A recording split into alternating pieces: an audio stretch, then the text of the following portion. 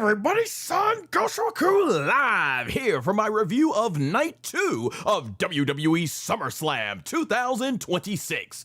Alright, so the very first match was supposed to start off with Sami Zayn versus Finn Bálor, but no, we were given a big swerve. So Nick Aldis comes out, once again going back to his duties as general manager of SmackDown, and it's through there that he ends up saying that he has put the past behind us, or the past behind him, and has basically made amends with Gunther, and introduces him as the third participant, which Sami Zayn is absolutely livid at, because man, this guy has been through the ringer, especially trying to get that world title back. But then he says, nah, we still got one more, and it is none other than the return of Kevin Owens to a massive pop. I got out of my seat watching. I was like, yes, let's go, Kevin Owens, man, because what he went through with his neck over the last year and a half, not knowing if he would get back or not. Here he is. Kevin Owens made it back, worked hard, and was in this match. Fans were going crazy. You had people in the audience crying.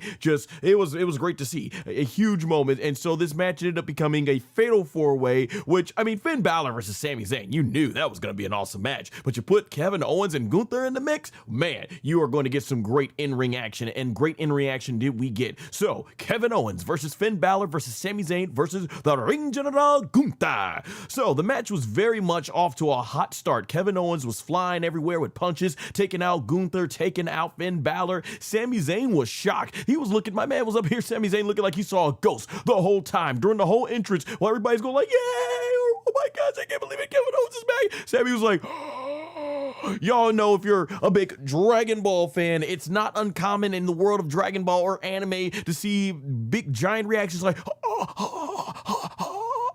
that's exactly what Sami Zayn was like through the whole thing. And so yeah, he saw a ghost, and the two of them end up hugging and embracing for what I have to say was probably a very real moment. Kevin Owens and Sami Zayn, the best of friends over the last quarter century.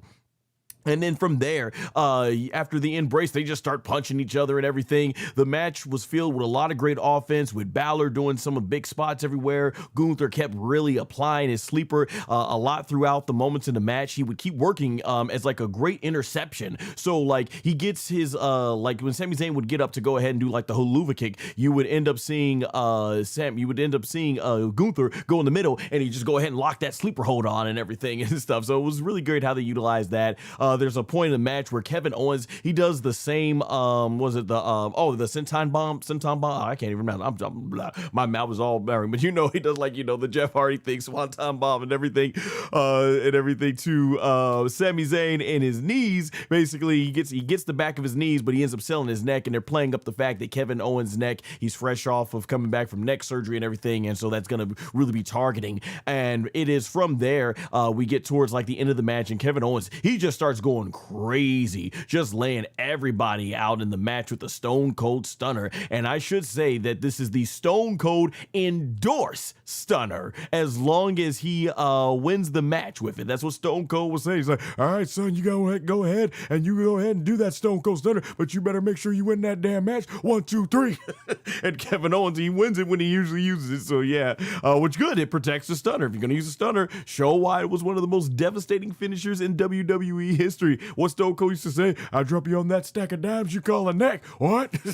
Oh my gosh, good moments, everything. You guys all know I'm a big Stone Cold Steve Austin fan. And actually Kevin Owens said during the post conference that he thought Stone Cold was insane for thinking that when he came out, he wasn't getting that big of a reaction. He thought that people had forgot him, because when you see Stone Cold coming out there, WrestleMania 38, he's looking in the crowd. I thought he's just posing for the audience, but maybe he was actually trying to figure out what the heck was going on. And so from there, Kevin Owens said he understand now, because when he got there, he says just that you can't hear the loud reaction when you're looking at the stage, but once you get in the ring, it all hits you and everything. Yo, shout out to my boy Gino in the chat. What's good, man? Thanks for joining. And so as we get over here to the match towards the end, Kevin Owens, he indeed hits the Stone Cold Stunner on Sami Zayn, who I thought did a really fantastic sell. He once he drops to his knees, he bounces up and he stiffens his entire body up and goes and turns to his back. Looked phenomenal, looked devastating. devastating. It looked like he definitely got stunned, making sure the move lives up to the name. And Sami Zayn, after he gets the 1-2-3 pinfall on the receiving end, that is, Kevin Owens, he gets the big victory. Audience goes wild with Kevin Owens and everything. And man, we now are on a collision course for the WWE Championship. Kevin Owens versus CM Punk. Oh, man. Can you just imagine? The match is going to be good. But can you just imagine the promo battles? And for those of you who have followed Kevin Owens before he was Kevin Owens, going back to Kevin Steen days, I'm pretty sure you all are very familiar with the history of him and CM Punk outside of the WWE, as well as what can be happening here. You know, when it comes to the WWE side of things, CM Punk ended up leaving the same year that Kevin Owens ended up coming into the main roster. So it is going to be phenomenal. And this is definitely I'm looking forward to the fall, heading into the fall now for WWE SmackDown, because I think this definitely freshens things up and things of that nature. Because when you look at everyone in this match, they could have gone back to CM Punk versus Sami Zayn. We just saw that. They could have gone back to CM Punk versus Gunther. We saw that once last year, but Kevin Owens, it's a match we've never seen. And I like to see opponents, basically. I like to see when it's newcomers, basically, against it. You know, shout out to in the chat there, Notorious Heel Podcast. I was listening to some of the stuff they were saying last night in their review, and I think it was something they mentioned about AJ Lee, how they wanted to see AJ Lee take on wrestlers who she never took on before. And when you do have a legend come back to WWE, I want to see them compete in new fresh matches that we haven't seen in WWE. Don't like spend this precious time you have with someone who's back for a limited amount of time and just do the same match over and over with them, and mostly do matches that they've done before. So CM Punk's back. Yeah, let's see him go in there against Kevin Owens, something new that we haven't seen in the WWE ring yet. So I definitely thought this is the right decision. It's really good, and honestly, you can make a really good storyline here, how Kevin Owens can brag on a mic, said, hey, I came back and on my first night, I did more work to earn that shot at the title than you did, CM Punk, just walking right in here. So, man, that would be something, and things of that nature and stuff like that. Jacob says, goodbye. I'm quitting YouTube and focusing my wrestling career and other stuff. Goodbye, Chad. Well, hey, we wish you the best, Jacob. Wrestling is a very tough profession, no doubt, to make it in just from listening to everybody. But I wish you all the best in professional wrestling. It's going to be a tough career, but you have the hard work and determination. I believe you can definitely make it. So best wishes to you. Thank you for letting us know in the chat. So then, yeah, but getting back to this match here, we're going to talk about the ending here. Let me get a quick water break.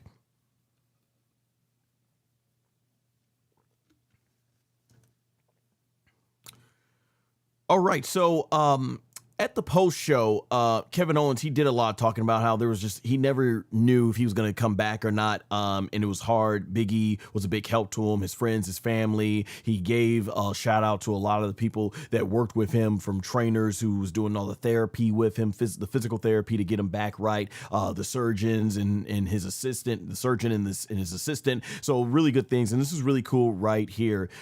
He gave a big shout out to Tanea Brooks, the Rebel. Yeah, he gave a big shout out to Tanea Brooks, who, of course, wrestling fans know better as Rebel. And I want to get the quote right here of what he said.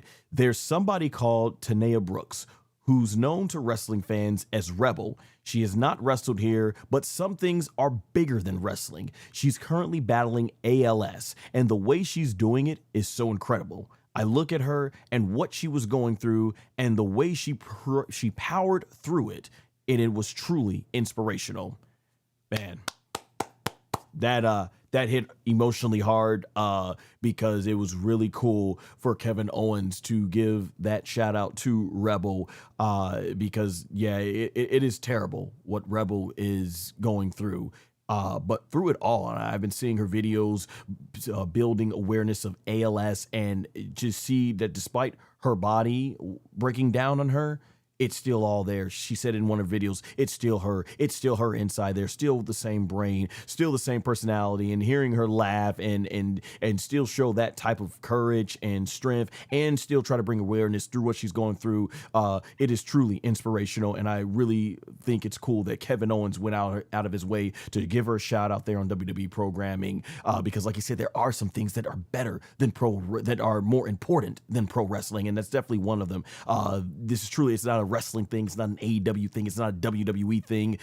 This is an inspiring thing, building awareness thing, and just taking the moment to recognize her strength, and the fact that her strength was able to be something inspirational. Kevin Owens, I think, is truly remarkable. And I'll say too, I remember watching Rebel going back on TNA wrestling and seeing her come into AEW, and always thought, yeah, and she's entertaining and everything and stuff like that. And through it all, I just want to say definitely hearts, prayers, everything with Rebel. I want to say thank you, Rebel, for all that you have given to professional wrestling, all your contributions, and us wrestling fans, I'm pretty sure I can speak for all of us. We are wishing you the absolute best through this difficult time. Continue to fight and build awareness, and to definitely know that you showing so much strength with what you're going through, it is inspiring to all of us, and it's building awareness. And just once again want to say thank you, Rebel, for your contributions to professional wrestling, and even more, thank you for your inspiration and how you are contributing even right now. Thank you. And yeah, that's just really, really great, good to see. And it is great to see Kevin Owens back for sure.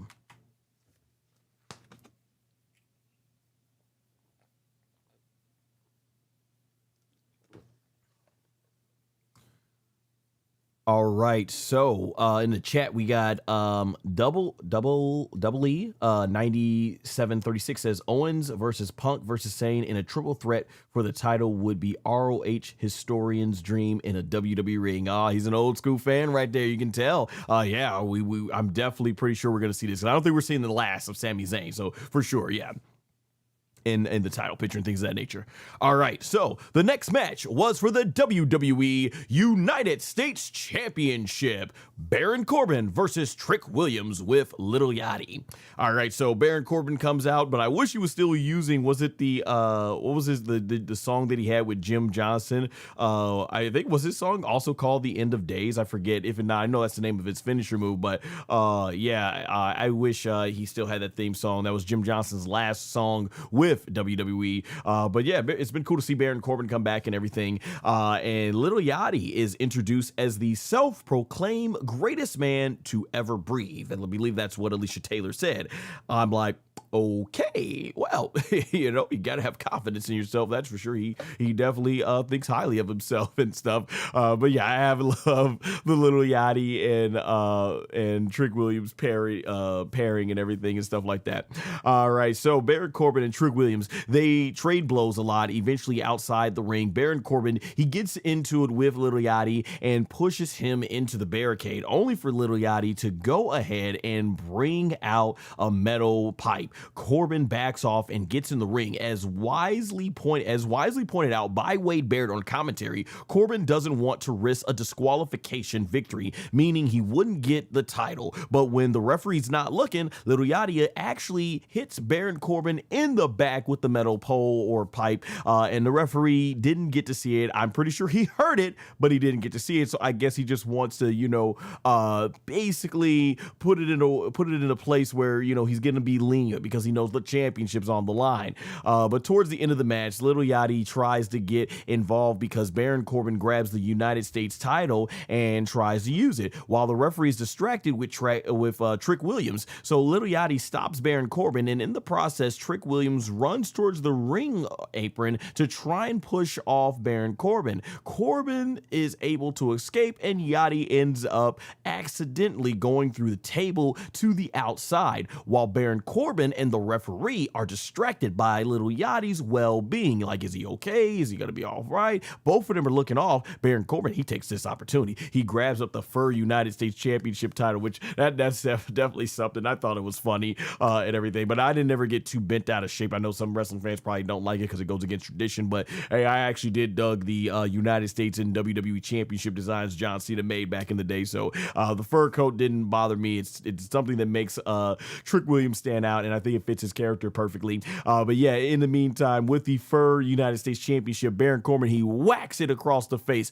of Trick Williams, and then the referee stops checking on Yachty, and he comes over as Baron Corbin makes the pinfall. 1, 2, 3. Baron Corbin, that quickly right back to WWE, is once again the WWE United States Champion. And man, I was flabbergasted. I was like, this genuine shocked me. And this is why it shocked me, because Triple H, he was talking on the post-conference about reactions, and basically, I'm thinking Trick Williams, he's a young and upcoming guy, and he gets one of the hottest reactions, arguably the hottest young thing with the audience in WWE today, next to probably Obafemi. I can make sense of it. I'm like, I just can't. I'm flabbergasted because I'm like, man, you got a guy who's Trick Williams, he's young, he's over with the audience, and I would assume that you want to keep pushing that forward, and you're probably going to use someone like Baron Corbin, who's an established veteran, to use that to further help establish someone like Trick Williams. But that's not the direction. Instead, regardless of the reactions, regardless of all that, I'm not sure as far as what went in there. They wanted to put the title right back on Baron Corbin and reestablish him as a threat on the main roster. And nothing against Baron Corbin either, because Corbin's one of those guys who, during the later years of Vince McMahon, from the 2010s, going back to like the reality era, early into the pandemic area, Baron Corbin's someone who got a lot of flack. They threw everything and different gimmicks all at him, and different characters. And I say to Corbin, I've always praised him because this guy tried to make everything work. Everything, the Constable Corbin, even when they had like him being the bum Corbin and stuff, he tried to make everything work. And in the end, he was really getting something there when he was teaming up with Braun Breaker. And then, of course, they released him, and now he's back. So it is cool to see Corbin get another chance. I just thought they wouldn't want to cool off Trick Williams' momentum here, especially when I'm not sure if they're going to be putting him right into that world title picture. I'm like, okay, this is good. Build him up as the United States champion, build him up as the mid-card champion. He's gotten over as a babyface. It looks like they finally have embraced him as a babyface, just as the audience has done so. But yeah, I guess it is what it is there, and things of that nature and stuff like that. Yeah, it is what it is there when it comes to it. So yeah, I don't know. We'll see where they go with Trick Williams. I just hope, I don't think his reactions to the audience is gonna cool off, but yeah, I just think that when you got momentum and it's hot, you're running the ball with it. We'll see where this goes. Like I said, if anything comes out of this, hopefully it is a renewed push for Baron Corbin, and we see that push get to Baron Corbin where he's able to be this character that is just, I think, probably more closer to himself than what they were giving him in the mid-2010s there. But yeah, man, I definitely would have loved to seen Trick Williams continue on as the United States champion and continue to build that up. So we'll see where things go from here. I just hope this is not them cooling off on Trick Williams, and they're still going to push full throttle with him because he is one of the hottest young acts over with the audience right now in WWE. So yeah, I definitely love to hear what you all think in the chats, or if you're reading in the comments on this decision. Do you think it was right? Do you think now is the time to take the title off of Trick Williams to build up Baron Corbin, or would you have liked to see Trick Williams continue being built up as the United States champion and use someone like Baron Corbin to continue to elevate him? Want to know definitely what you all were thinking there.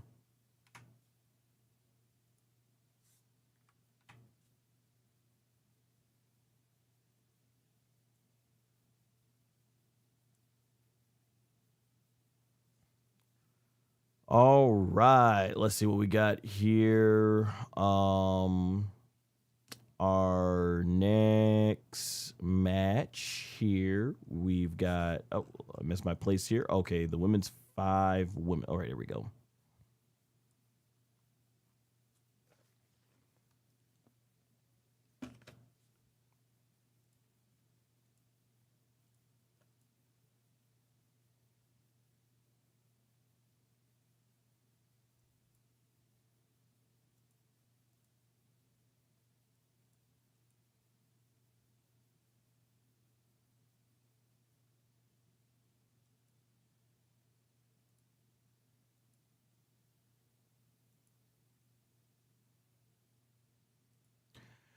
All right, and now it is the next match, the 5-woman ladder match to determine the interim WWE Women's World Championship.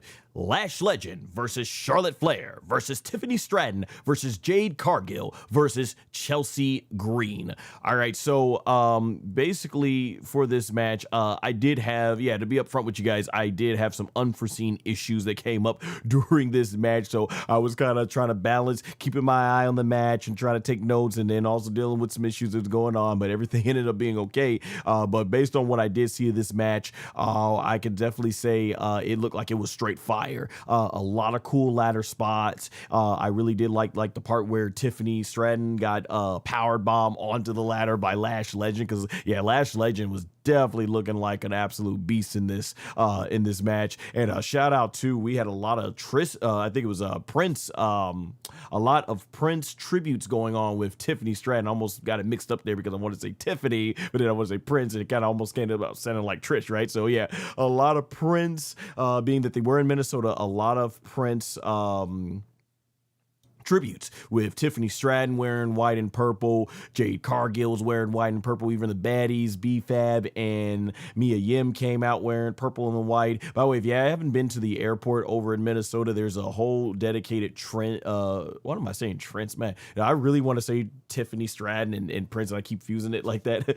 I want to say check out the Prince. If you haven't been to Minnesota, if you ever get the chance to go to Minnesota airport, check out the Prince dedicated store they have. It is really cool. But yeah, getting back to the match here, the audience, they were super hot for Chelsea Green anytime she got close to the title. Every time she kept getting close, climbing that ladder and nearly grabbing the title, fans were going absolutely wild. There was a part where Tiffany Stratton is on top and she's about to grab it. Of course, Tiffany Stratton, she's from Minnesota, but Chelsea Green, they've kind of formed an alliance recently. Chelsea's like, I don't know what to do, and Tiffany's like, don't do it, and Chelsea's like, I gotta do it, and then she pushes the ladder over, and Tiffany, to improvise so she doesn't fall straight down, she ends up doing the senton/swanton bomb, and then takes out all the women in the front outside and everything.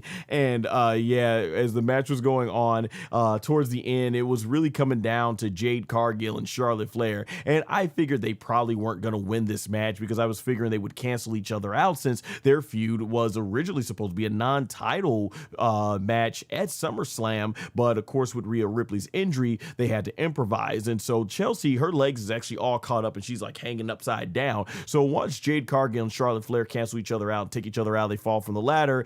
Chelsea uses her core strength to put her up, so pull herself up, and she starts climbing on top of the up to the top of the ladder, and the audience starts going wild. And Michael Cole is there she goes wild and everything. The audience goes wild, and as Chelsea Green climbs up the ladder, she grabs the Women's World Championship. And I really love this. You see the audience, they do a panning shot, and you see the audience all just jumping up with their arms up and stuff. I ended up jumping out of my seat, cheering like, yeah, let's go.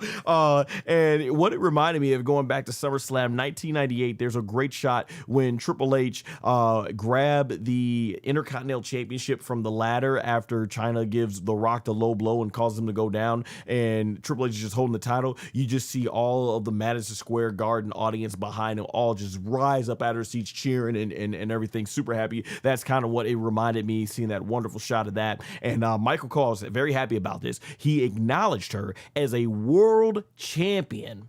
So it looks like even the interim world championships will count as in the official record books as being a world champion, which I wasn't sure if they were going to do that, because I was like, if they're not, then it's like these women are just fighting a glorified number one contenders match, and it's like, what does it mean to even hold that title? Because I know in UFC, if you're an interim world champion, you are still considered in the record books a world champion, even if you end up losing to the previous world champion that comes back and you don't win the Undisputed World Championship. So yeah, I was a little shocked in terms of this. Like, Chelsea Green is someone who I wouldn't have mind winning, but I just didn't see it the way they've booked her. And Chelsea Green, in even her own interviews, have said she wouldn't want to take on like a more serious, dramatic character because she knows that with WWE you get more opportunities by being that character that they can always rely on when they know, okay, we can put her out there, she'll be entertaining, do something funny and everything. But yeah, this was a welcome addition. It's just with the way Chelsea's been built up, I don't know if they were going to build her up as a serious opponent where Rhea Ripley's going to come back in her face, get in her face and be like, you've done well to become world champion, and I see how dominant you've been. You've been dominating everybody in the division, but you haven't dominated me, and now mommy's back. You know, I think she was going to come out and say something like that. Like, it's hard to see them putting Chelsea in that, like that face-to-face, like when they did Charlotte and Jade against face-to-face with Rhea Ripley, whereas Tiffany Stratton, I'm like, okay, maybe they want to make Tiffany the first ever woman to hold the United States women's title and the world title, and Tiffany Stratton's a big match I don't think they've done yet with her and Rhea Ripley. She's been saying that she wants to have that match, so I'm thinking like, yeah, it just seems like I'm thinking they're going to go with the safe bet. They'll go ahead and put it on Tiffany Stratton because they know they can have her carry the division, because arguably I think Tiffany Stratton, she's had the best women's championship run, I think, out of like the last some of the four champions. Like, compared to Jade Cargill, Io Sky, and Liv Morgan, Tiffany actually was defending her world championship on a regular basis, beating legends and top names today, even if they did spam her and Nia Jax a lot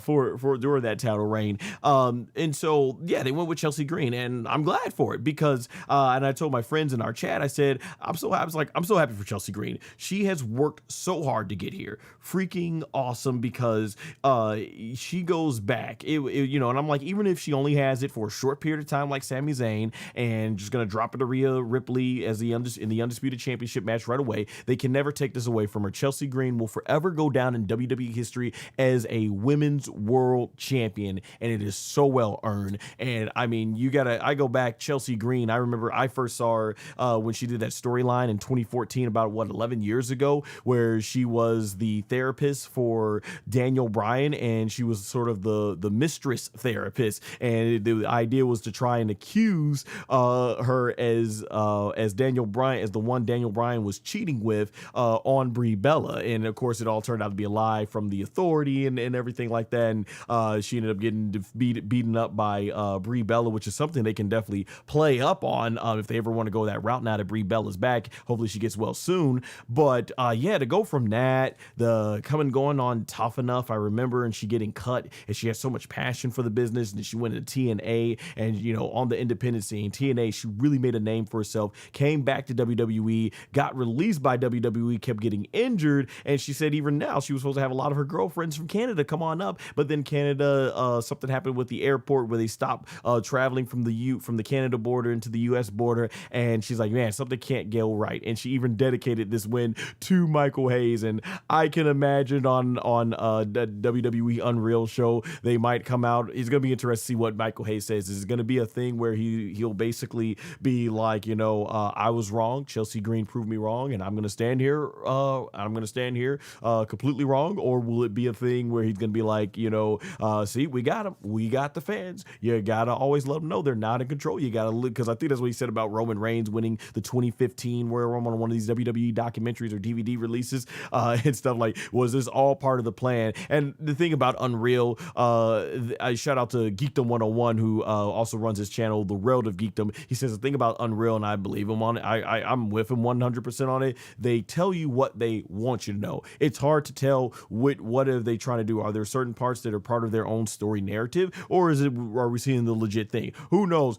For all we know, this is something they put in there just to go ahead and make it something to where it looked like Chelsea Green was never going to win, and then she does, or if that was his real feelings. Even The Undertaker was basically, when he interviewed Michael Hayes, he was like, yeah, he thinks Chelsea Green basically has needed to start earning more than what she's given. Like, she deserves more, and Chelsea has earned it. She has worked so hard to get to this point, become world champion. So very much like her husband did in 2016, he ended up becoming the Intercontinental Champion at WrestleMania. She ends up becoming becoming, well, the world champion, but she got her big moment just like her husband got his big moment last year. So, hey, yeah, hopefully we can see Matt Cardona get that world title reign one of these days too. But yeah, like I said, overall, I couldn't be more happy for Chelsea Green. This is great. Great to finally see it. You love to see it. I don't know how long the title reign is going to last, how long Rhea's going to be out, but yeah, and now that Chelsea's the world champion, would love to see her pick up some big wins. So it is so well earned, and I'm glad to see her get her moment. That is for sure.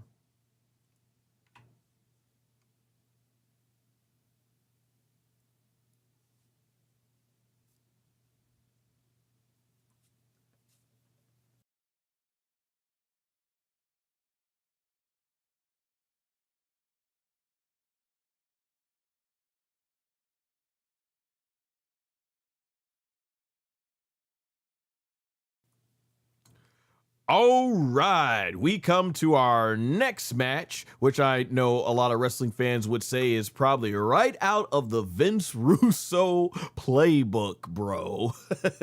It's always been said when Vince Russo's booking the pole match and everything and stuff like that. And I'm not one of these people that will, bash Vince Russo. Like, I get it. I understand there were some ideas, a lot of ideas, obviously, that didn't pan out with him, but I do think he contributed his fair share to the wrestling business, particularly in the Attitude Era, when he had a good filter and stuff, when he had someone to filter his ideas and everything. Yeah, got to give respect to everybody who's contributed when it came to pro wrestling. But that being said, a Human Monies on a pole match.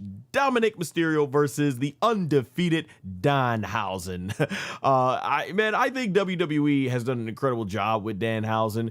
When he was in AEW, I didn't get Danhausen. I didn't know who he was. And I'm like, he never really appealed to me. But you take a character like him, you put him in the WWE marketing machine, and WWE's always been good at knowing how to basically take characters and turn them into merchandise, printing money machines and stuff like that. And that's what they've done. And I think the stuff they've done with Danhausen has definitely been entertaining. They got mainstream publicity when he like cursed the Knicks and then uncursed them. I don't follow NBA. I don't follow the sports and everything. Nothing against sports, but it's just not my type of thing that I follow and everything. But that being said, WWE took advantage of that, as they should, with the publicity they got, the mainstream publicity they got from it. So Danhausen comes out with Bret Hart inspired gear, and I thought it looked really awesome. Great way to pay respect to the best there is, the best there was, and the best there ever will be. Bret Hitman Hart.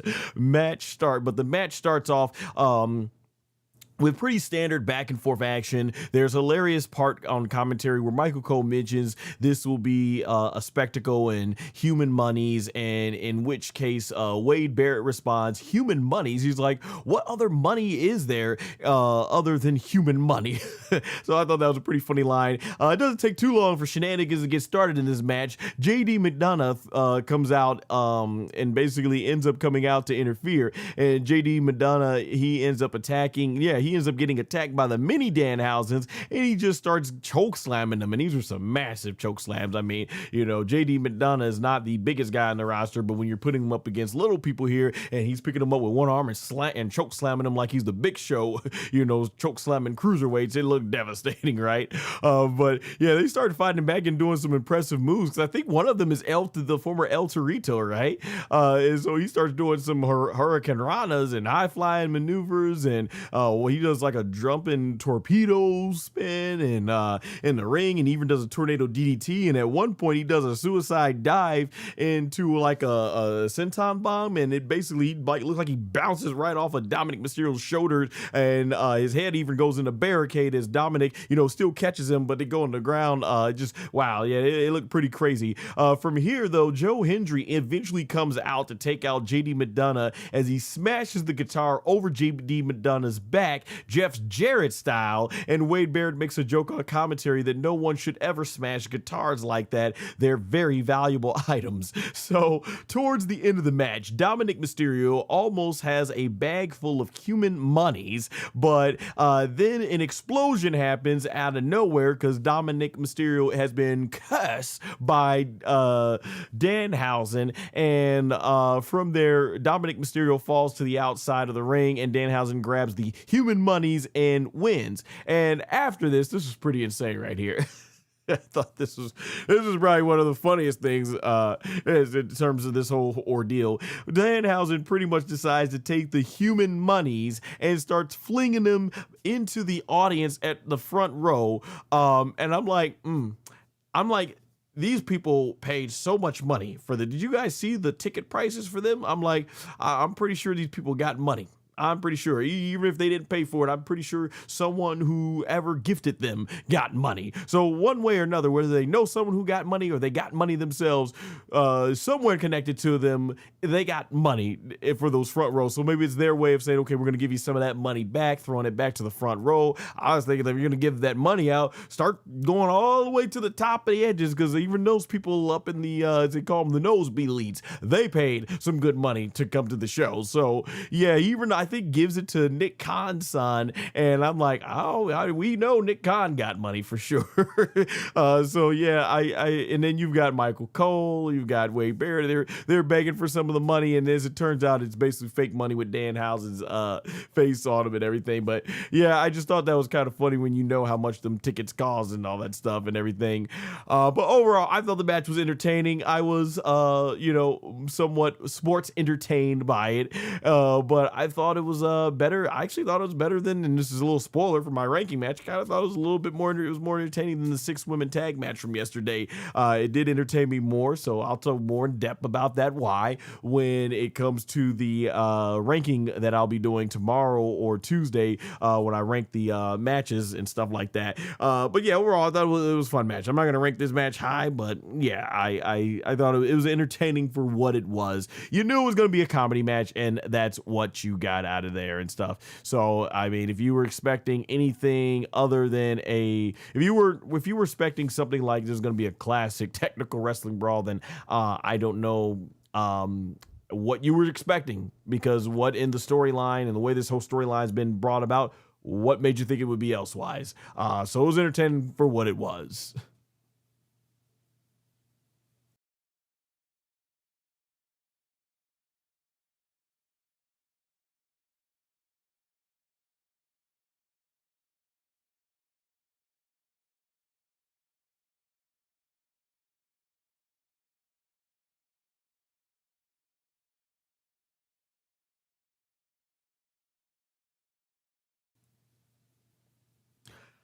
All right, we're going to get to our next match for the WWE Intercontinental Championship. Penta versus Chad Gable.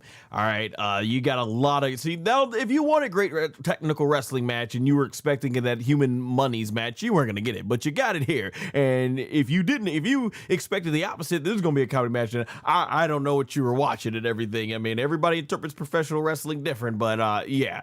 That being said, man, this is a lot of great technical wrestling starting out. Great chain wrestling, high flying action in one. Chad Gable was definitely doing his inner Kurt Angle with lots of chain German suplexes. There's some other cool spots where Chad Gable does a moonsault in midair, and Penta ends up super kicking him to avoid it right in midair. Looked great. A lot of the match really comes down to Chad Gable selling the shoulder, and Penta does his best to work the shoulder, even putting him in a submission hold where he snaps the shoulder, back and everything with his arm going back. And at one point, I believe Chad Gable, he goes for a super kick. He does like his best Shawn Michaels to Ric Flair WrestleMania 24 impression when he says, "I'm sorry." When he yells mouths, he goes like, "I'm sorry," and then does the kick. There's also a part where Chad Gable does eventually land a flying headbutt, which I'm surprised they're still doing that, given the stories of what we've heard that move caused when it comes to like some of Daniel Bryan's neck issues. Like, correct me if I'm wrong, but I think that helped contribute to one of the things that was a big contribute to Daniel Bryan's neck issues, possibly the flying headbutt. Once again, I stand corrected if I am wrong on that, but I heard it did a lot of that move did a lot of damage to Dynamite Kid and Chris Benoit. The horrificness that came out of that, just absolute horror that came out of that. I'm like, man, I'm surprised there's still London wrestlers do that flying headbutt, but it is what it is there, in things like that nature. Once again, I could be wrong, and if I am, I stand totally corrected. If the flying headbutt did not actually contribute a lot to the names that I just mentioned, then like I said, correct me if I'm wrong in the comments and stuff and everything. I'll definitely admit to that and I own up to that. But that being said, there is a cool part where Chad Gable, I think he does like he goes for a flying headbutt or splash, and Penta catches him in the leg and goes under his legs and stuff, and he basically locks in the ankle lock. No. Penta did catch him in a submission when Chad Gable came flying, so I got it mixed up there in the notes. But yeah, towards the end though, Chad Gable is able to get Penta's leg, go up under Penta's legs, and then basically get him into an ankle lock, and then he does a full body mount across Penta's leg with the ankle lock still applied, and Penta immediately in the middle of the ring starts tapping out, and Minnesota goes absolutely wild for their hometown boy Chad Gable, who has finally become a singles WWE champion with the Intercontinental Championship, winning it in the for the first time. Man, he's been on the main roster in a decade. Penta also shakes Gable's hand and gives the Intercontinental Championship and wraps it around his waist to Chad Gable, and we get a beautiful moment where Chad Gable gets on the microphone and says, while standing next to his kids, his wife, and his parents, that he was born right here in Minneapolis, Minnesota, and that he is the WWE Intercontinental Champion. This match and the result of it was a long time coming for Chad Gable. Chad Gable's been around for so long in WWE. It sounds like the song is starting to get over. Fans are chanting Gable, even though I do prefer the American Alpha theme. But yeah, man, we've been watching Chad Gable for so long, going back to the NXT Black and Gold days when Triple H was in charge. And you remember American Alpha to coming over here, and he knocked everything out of the things they could. Like he even said on the post show that Shorty G, those were some tough times for him, and stuff like that. And Chad Gable, he's up here, and he had to overcome so much. He had a great thing going on with Otis, and then it just kept getting shut down. And he did the Americano gimmick, and then he got injured. And he comes back, and he has a tremendous match with Ludwig Kaiser, also as the El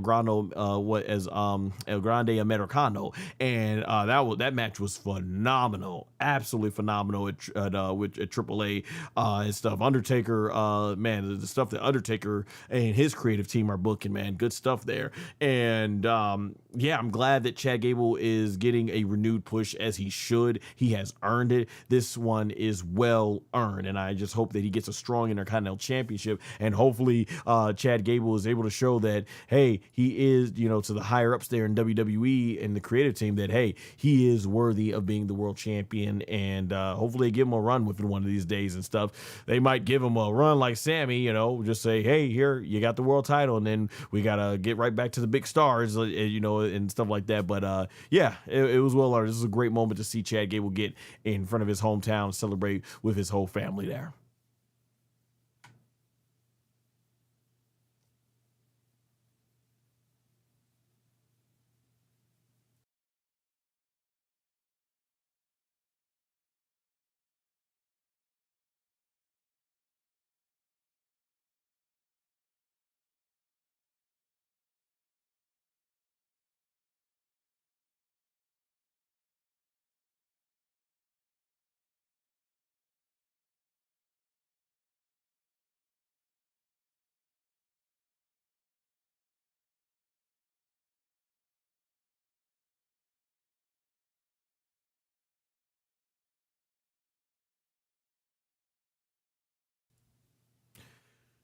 All right, it is now time for the main event for the WWE World Heavyweight Championship. Roman Reigns versus Seth Rollins.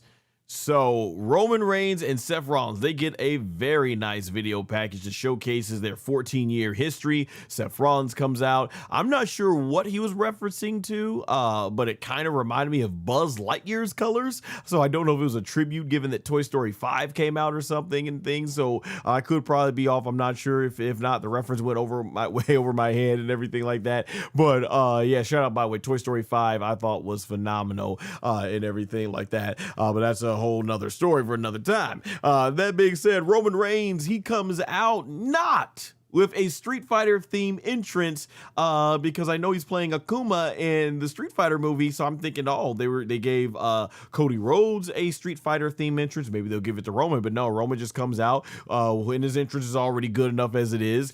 He comes out once again with the head of the table theme that he's been using as opposed to I Am Greatness. He's been using head of the table. He switched back to it during WrestleMania 42 earlier this year.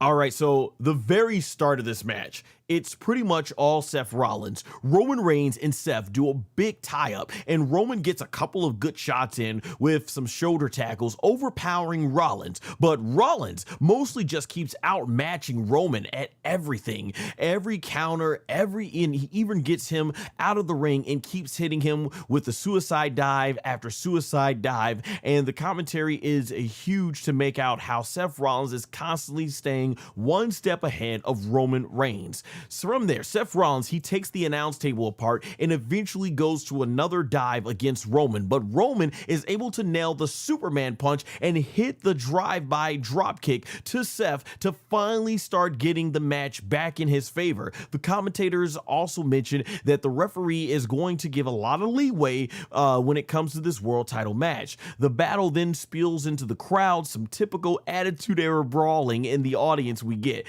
When they're fighting, Roman Reigns and Seth Rollins start fighting by this yellow steel they have, some sort of steel platform they have, and Roman Reigns suplexes him directly onto that steel, and you know that had to hurt for Seth Rollins. And then Roman goes for a spear, trying to spear Seth Rollins through the barricade, but before he can, he gets hit with a knee by Seth Rollins, which Seth Rollins jumps off the top of the barricade and lands a jumping knee right to Roman Reigns. And from there, Seth Rollins then goes in the ring to break up the count. And I'm sitting here like, man, I'm pretty sure a lot more than 10 seconds have passed by, because they went from outside the ring through the barricade and fought all around the entire audience, did the suplex spot on the steel, got back in near the where the ring where you count the ring bell, and I'm like, I'm pretty sure there was a lot more than 10 seconds. Yeah, through that whole thing. But like I said, referee's gonna give a lot of leeway. The commentators did say that on commentary. So that being said, so here's something really cool that I find refreshing. We all seen the spot where time and time again someone does a running spear into the barricade. Well, this time, Seth Rollins, he tries to do Roman Reigns' warrior cry, the ooh, ah, and right before he can land the spear, Roman catches him and turns it into a guillotine, and Roman then picks Seth Rollins up and does a power bomb to Seth Rollins through the announce table. But then shortly after that, Seth Rollins ends up catching Roman Reigns and turns it into his own very power bomb through the announce table, and then there's a big dramatic 10 count to see who can get into the ring. Seth gets into the ring first. Roman barely gets in before the 10 count finishes, but immediately after, Seth Rollins hits the pedigree and lands it right in the middle of the ring and gets an extremely close near fall. Fans start chanting, "This is awesome. This is awesome." You know, and that was a great long sequence right there, and this is where the match started picking up a lot of heat and everything. And then we get another insane near fall when Seth Rollins goes for the stop, but Roman pops up and lands the Superman punch on him. I'm telling y'all, this was a really close near fall. So Roman Reigns, he eventually gets up and he does the warrior cry, ooh, ah, right? And he runs full force at Seth Rollins, but Seth Rollins does a big leapfrog, and Roman just crashes face first at full force, running force, right into the middle of the turnbuckle and bounces off into the middle of the ring of the canvas. And Seth goes for the pin, and it's another near fall. Like, I'm telling y'all, insane near falls. Like, I knew the match wasn't gonna end, but it just kept coming so close. Like, that referee had to be like this, if this is the canvas, the referee's hand was right here, and Roman's already like, oh, you know, kicking out and everything. Seth's like, oh man, these were some great near falls, man. Shout out. They literally were waiting right at I gotta say 2.9 out of 3 seconds before they decided to go ahead and land that one. But yeah, that being said, From here, Roman starts getting angry and starts trash talking Seth and trying to put him away. Roman basically getting super angry. He gets raw, he starts talking, all that trash talk to Seth Rollins, and he picks him up and he does the running back and forth in the ropes. But before he can run back and land the spear, Seth ends up jumping in midair in spear position. Roman runs into him and boom, Seth basically catches him with his own reverse into the spear. Nails Roman Reigns down, and when we get from here another insane near fall, audience is going completely wild, jumping out of their seats. They then amp up the microphone audio so we can hear the trash talk, and Seth Rollins starts saying that the only reason that Roman is number one is because they made him number one, and now tonight he's gonna take it all back. Seth Rollins then delivers a buckle bomb to Roman Reigns and then attempts to go to the stomp, but Roman gets out of the way and then delivers a buckle bomb of his own to Seth Rollins, and then the curb stomp, and the audience is going insane, and then we get yet another near fall, and the place dang near blows up. You can see the whole audience of humanity, just a whole bunch of humanity jumping up and down, going crazy, man. I was on the edge of my seat. I was like, oh man, like I was so into the match and everything. And the commentary is on point as Michael Cole just starts saying he is showing how much frustration is coming out of both these guys in 14 years. Just really, I will say that Michael Cole and Wade Barrett just did a great job of illustrating Roman Reigns and Seth Rollins' facial expressions and mannerisms and what it meant. They were on point with the commentary. Really love the commentary in the match. I'm gonna take a water break. There's a lot more to talk about in this.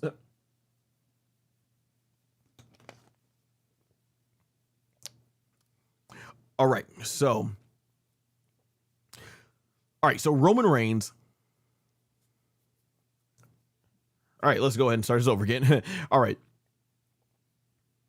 So Roman Reigns and Seth Rollins are on their knees, trash talking back and forth at one another, saying mostly it's always just been me and you, and then they start colliding with blows once they get back to their feet, so the audience is going wild for each shot that they're trading back and forth and all that stuff and everything. And Roman, he smacks Seth Rollins so hard eventually that Seth goes flying into the referee, knocking him out, and Seth does another punch, does this like reverse into the rope clothesline where he propels himself and nails Roman Reigns, which is something that John Moxley as Dean Ambrose used to do a lot, I believe. And then I think that was his tribute to him and everything. And then Roman Reigns pulls out another tribute to John Moxley from his time as Dean Ambrose when he does the paradigm shift, the underhook suplex, the underhook DDT and stuff. And so they're both paying tribute to their former Shield brother and John Moxley, aka Dean Ambrose,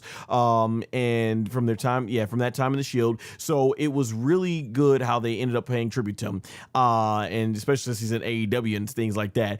So Roman, he then eventually goes for another spear, and Seth gets out of the way, and the referee gets nailed with the spear, and Roman wiped this guy out like boom, man, like he got hit with by a train or something, leaving both men in the ring. And at this point, we're wondering, okay, what type of shenanigans is gonna go down? Because this match has been fire and doesn't need any interference. It just needs nothing else. It's a great one-on-one match, and we've been so conditioned in WWE that, like, okay, once the referee goes down, you hear it in the audience, because they're expecting that there's gonna be some shenanigans. And man, you guys know it, we've been through those matches that are so good one-on-one. It just needs to be one-on-one, no shenanigans, no buffoonery, no cheating. Just have these guys fight straight up and let it be it. And thankfully that's what it ended up being for this match. They just use the referee bump as a way to kind of emotionally get you invested in thinking that, it's going to happen, but then it doesn't. So there you go. That's kind of like the swerve is there was no swerve. All right. So with the referee out, Seth Rollins grabs a chair and they do the camera angle exactly as it was 12 years ago on Monday Night Raw when this all started, when Seth first turned on the Shield to join the Authority to kickstart his main event push back in 2014. But Roman senses it and turned back back and smacks Rollins with the chair flying out of his hands. Roman then grabs the chair, and it looks like he's gonna hit Seth in the back, just like he wanted to, and he actually did do it at WrestleMania 40, but Roman finally lets it all go and throws the chair, which had to be a good symbolization that he's finally letting go of the past. Roman then demands that they're doing they're going to the end of this in the ring, face to face in the middle. And Michael Cole brings up on commentary, like I said, they were illustrating these mannerisms and what the wrestlers are doing. Very great, being the soundtrack to this match. How this is basically Roman saying we're going to put the past behind us and end it man to man in the ring. I thought this was tremendous character development, because that's exactly how Roman Reigns cost himself the world championship against Cody Rhodes at WrestleMania 40. He had the opportunity to take out Cody Rhodes, but then he saw Seth Rollins and he couldn't let it go. He whacked Seth Rollins in the back, and that gave Cody the time he needed to recover and hit the Crossroads 1, 2, 3 and end Roman Reigns' historic 1,316-day reign as world champion, ending the fourth longest world champion reign in history. So here Roman learned from his mistakes and like, I'm not gonna let it go and everything. I'm not gonna let it go and this and stuff like that. Because some things in life is just not worth keeping on to. As I've mentioned before, that's one of the great lessons my stepfather taught me growing up, is sometimes you gotta let stuff go in life. You can't hang on to the past, so that way you can move forward for the greater good. And man, did Roman Reigns do that. The character development, the way they were able to just illustrate that with no words, just actions in the ring, was phenomenal. And both men are going back and forth, and Roman goes for a spear, but Seth Rollins hits the pedigree, which is similar to what they did in their first match in 2016 at Money in the Bank, and that's a callback to all their matches they've had ever since. And Seth goes for the curb stomp, but Roman ends up falling out of the way, and Seth goes for a second time and gets Roman this time, and he tries to go for a top rope curb stomp and goes for the super stomp. He goes for the super stomp, but Roman rolls out of the way and hits the spear in the middle of the ring, and then grabs and then he basically is able he ends up going ahead, landing another spear, but the referee he ends up hitting another spear, and the referee's not in sight. So as Roman Reigns gets back to his feet, both him and Seth Rollins are looking at each other face to face. Seth with barely anything left, both with determination looks on their faces, and they both have this look of it's going one way or the other at this point. If it's going one way or the other, it has to end, and it has to end now. And one more time, Seth, he hits the spear. One more time, Roman Reigns hits the spear on Seth Rollins, and then the referee out of nowhere comes flying back in. I guess he had plenty of time to recover, and he just popped right back up. He flies into the ring, and from there, he's fully healed, and he does the 1, 2, 3, and Roman Reigns gets a 100% clean win, finally defeating Seth Rollins in a world title match for the first time in WWE history. This was phenomenal. This was fantastic. This was tremendous storytelling. Roman and Seth Rollins have had so many great matches over the years, and this is possibly, I would say, the best that they've ever had. And this is the best out of a tremendous long lineup of matches, great matches that they've had.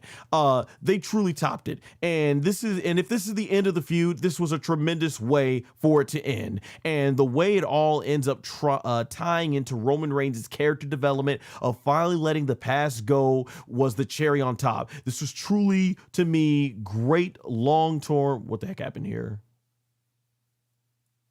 Something just happened on my, what just happened here?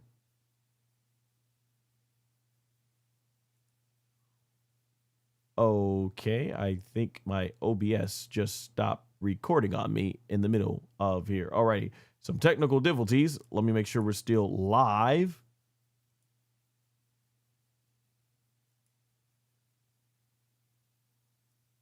All right, we are still live. Something happened with my OBS. Technical difficulties. Some things can happen out of nowhere here. All right, we're going to keep on going. We are still live. MMY, thank you for joining. The chat says hi. Hey, thank you for joining. All righty. So as I was saying, this was where I think took me completely off guard. So yeah, that was truly great long-term storytelling, and it feels like the character arc Roman. Okay, yeah. So yeah, like I was saying, that was to me truly great long-term storytelling, and it feels like the character arc for Roman with Seth has a fulfilling conclusion. That's what it felt like. And that's just the way it goes. After the match, both Seth Rollins and Roman Reigns are in the corner looking at each other. Roman then gets up. He walks to the middle of the ring and holds his fists out, just like they used to do in the days of the Shield. Seth then extends by putting the Shield mask down to the ground and collides his fists with Roman's, just like they used to do in the Shield days. Well, from there, this would have been a great moment had AEW and WWE had some sort of working relationship. It would have been cool. Just imagine the pop that would have got if out of nowhere Jon Moxley just randomly walks right in the middle between them and does the fist to give them both congratulations on a good match. But of course, we're not going to get that and everything. But I'm pretty sure we'll get that when the Shield goes into the Hall of Fame and things like that. And so the show ends with Roman basically mouthing that he loves you to the audience. He raises the world title, and Seth Rollins is looking back disappointed, but also with a look of respect to Roman Reigns. And as Seth Rollins looks back towards the entranceway, Roman looks back at Seth and he picks up the Shield mask, and the show ends with Roman looking at Seth with a look of respect. Wow. And this concludes what I must say overall was a great SummerSlam night 2, and I think an overall great SummerSlam weekend. Phenomenal. It was great storytelling. Man, just all around great storytelling. And I hope there is no more Roman Reigns and Seth Rollins matches. Not because it wasn't good, not because they don't got great chemistry. Obviously, they had great chemistry here, but there are just some things that I think is so good where it's like, okay, that was a masterpiece. And they had a great feud that's extended out off and on over the last 12 years. This is 14 years of history with them. I think they were saying and things of that nature, going back to 2012. So 2012 is when they debuted. So 13, 14, 15, 16, 14 years. 14 years of history all culminated here. And this is the perfect storybook ending. Let's keep it that way. No need to do this. Just like I thought Undertaker and Triple H had the best match that they had the nice match to end with the end of an era match at WrestleMania. It could have just stayed like that, but then they had to come back and do all these other matches. I don't want to see that with Roman and Seth. And even at the post show, Triple H is talking about how if this is the last match, it's like, I want this to be the last match. There's no reason for Roman and Seth Rollins to ever have another match. Roman finally got his big win. Seth has gotten plenty of big wins, clean over Roman Reigns, the world title. Let's just end it here. This is how clean I would have wanted Roman Reigns to defeat Brock Lesnar, but they never ended up going that route. And even after the post show, Roman Reigns was talking about with Seth Rollins. He was saying that what he was saying in the ring to him is that it's been them, basically. You're saying ever since the Red Rooster was constantly always on them and everything. And he was talking about even when Dean Ambrose left, they knew it was going to be the two of them still holding down the fork at this place, still, carrying the WWE company. And they've both been such a big part of the main event scene, from the later PG era to throughout the entire reality era. Pretty much. No, yeah. During the entire reality era is when they debuted, going into the pandemic era and into the Renaissance era. And I know some people like to call this the Ruthless Depression era, but Renaissance era nonetheless. the aka the current era in WWE, Roman Reigns and Seth Rollins have been through it all, and this is just the perfect storybook ending, the perfect character development ending. This is a great ending to Roman Reigns' character arc of never being able to get over what Seth Rollins did with that chair. And he did a great promo talking about how, God is the best storyteller and that this is what he teaches teaches his kids is that you make mistakes and you use those mistakes to learn how to get better. Just great around stuff. I love when pro wrestling can apply to life like this. Like, it was just phenomenal. A masterclass in storytelling. Roman Reigns putting out another banger at WrestleMania with CM Punk this year, and now another banger with Seth Rollins this year. Phenomenal. I can't go out of your way to see it. Definitely check it out. I can't use the words phenomenal, fantastic, tremendous anymore. You all could probably already tell how high this one is going to rank when I rank the matches. So yeah, overall, a really good SummerSlam weekend. SummerSlam, I thought, blew WrestleMania out of the park this year, because WrestleMania, it was, you know, like night one was it was what it was. Night two was on a whole other level. Like, night one was like down here, night two was up here. But here, consistently, night one and night two, I thought both delivered. Like I said, I would have loved to seen Seth Rollins. I would have loved to seen Seth Rollins, basically. No, I would have loved to seen Trick Williams retain the championship. And there were some matches that were way better than others, but I didn't think, once again, there was a bad match. There was no bad match at all at this SummerSlam. Every match was either good to great, and hey, that's all we can always ask for as WWE and professional wrestling fans. Alrighty, let me get some water here. One moment, guys.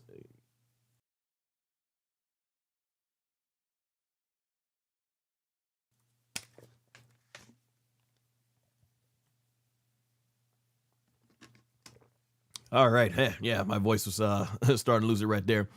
All right. So in the chat, see what we got here. MMY says, what is next for Roman?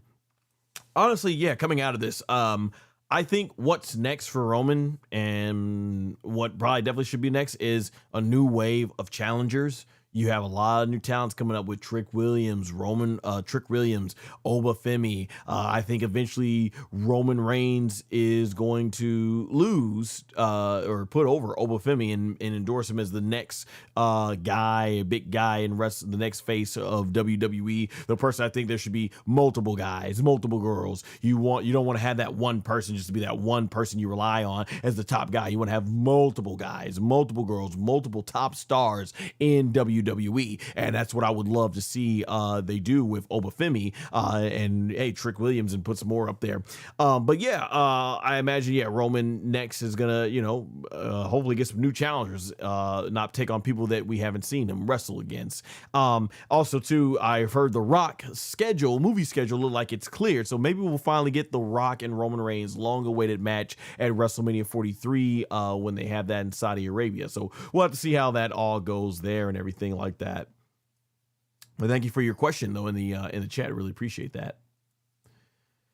All right. Well, that being said, guys, I really appreciate you all coming in. I messed up last night with my vertical stream, but yeah, now we got the vertical stream and the horizontal stream both going here and stuff like that. So yeah, thank you all. And that being said, I will be back tomorrow to rank all 12 matches of SummerSlam from least to best. So be on the lookout for that. And in case you missed these reviews, I will be repurposing them into a one-stop shop video. So both night one and night two's reviews will be put together. So if you want to watch it, it'll have all the chapters and everything and stuff like that. So that being said, I'll be back either tomorrow or Tuesday for my ranking of every WWE SummerSlam 2026 match, which you'll be able to click soon there on the screen. And you can make sure to follow all my social media platforms in both the description and pinned comment below. Until next time, guys, take care.